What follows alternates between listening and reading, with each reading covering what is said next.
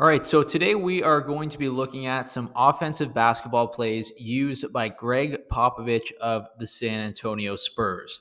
Now, obviously, we don't need to give any introduction to Greg Popovich. We know that Greg Popovich is one of the greatest basketball coaches of all time.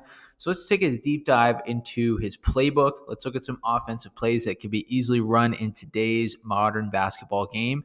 Really break them down. Let's even look at some of them in NBA action. So these are some plays used by the greatest basketball coach of all time, Coach Greg Popovich. Okay, so the next play that we are going to look at here is a little pin down action used by Greg Popovich and the San Antonio Spurs. Now, the goal of this particular play is to get somebody open for a mid range shot, right? Tim Duncan would often come off of this screen that we're going to show you, and he would usually get, a mid range shot around the free throw line. So if you have a particular player that you like to get open for a mid range shot, someone you trust in the mid range, this is the perfect play that you can use. So let's dive into it. Let's take a little look. Now, the biggest part of this play is that it comes from a little pin down action, but there are a few little things that happen first. So let's take a look at it. So number one here is our point guard. Okay, and number 5 is the player that you want to shoot that little mid-range shot. Oftentimes, like I said, the San Antonio Spurs would do this for Tim Duncan. So the first thing that we're going to do is number 3 is going to back cut, and they're going to do a little loop around and come outside to the three-point line to receive the basketball. As that happens, though, number 5 is going to step in and set a little screen here for number 3 on the way over. So number 3, like I said, is cutting. Number 5 is stepping in to set a little screen as number 3 does that. Number 3 is continuing until number 3 gets to the three-point line. Once that happens, number 1 is going to feed the ball over here to number 3. Now, we have number 2 here at the elbow, kind of lined up as if this were to be a little bit of a horn set. So number 2 is just going to pop out wide to the three-point line, and number 3 is just going to dish the ball over to number 2. Now, as that happens, number 3 is going to cut through the middle of the key and look for the basketball from number 2, almost as if they're maybe looking to do a little bit of a 5-out motion style cut to the basket. But what they're actually going to do is come down here and set a hard screen for number 5. Number 5 is going to curl off of that screen for a mid-range shot. Number 2 is going to hit number 5, and number 5 is going to have pretty much a wide open lane here for a mid-range shot around the free throw line like we talked about. So let's take a look at this again and let's reset. So we are reset now. We have our point guard here. We have, almost a little bit of a horns looking set there. And we have our 5 who's going to be shooting that mid-range shot ready to go.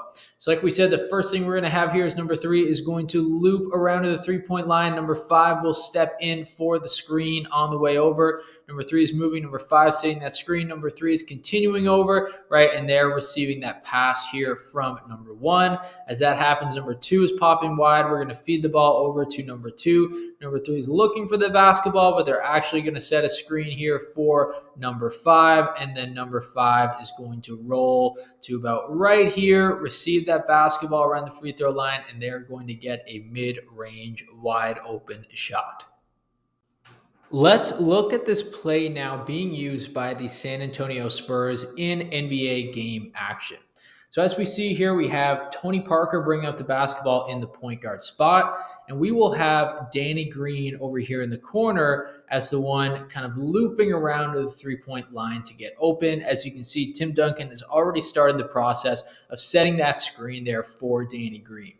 So as we see, Danny Green comes up to the three-point line, just like we talked about. And then we have somebody here coming back up to the 3, kind of popping wide off of that horns kind of look around the elbow, just like we talked about.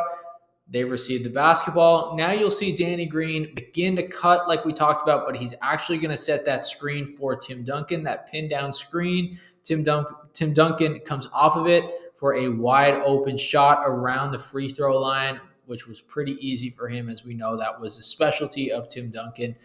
Easy play for the Spurs. You can run this with just about any age group. So the first thing that we're going to do here is we're going to have number 3 go set a screen here for number 4. Now number 4 is going to come off that screen so that they're a little bit more centered on the basketball floor. So they're going to come off that screen and they're going to be centered right here. Maybe in this situation we actually have the point guard a little bit more to the left, but regardless, we're going to have number 4 end up receiving the basketball.